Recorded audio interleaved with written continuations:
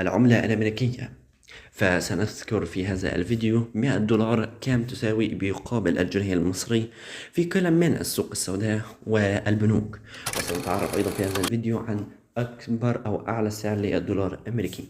فقد ارتفع عدد تساؤلات المستثمرين والمتداولين عن معرفة 100 دولار أمريكي كم جنيه مصري في السوق السوداء، وجاء ذلك بعد قرار البنك المركزي بتثبيت أسعار الفائدة وتعويم الجنيه المصري، مما أدى إلى تقلب أسعار العملات في السوق السوداء ومن بينها سعر الدولار. ومن خلال هذا الفيديو سنوضح لكم كافة التفاصيل.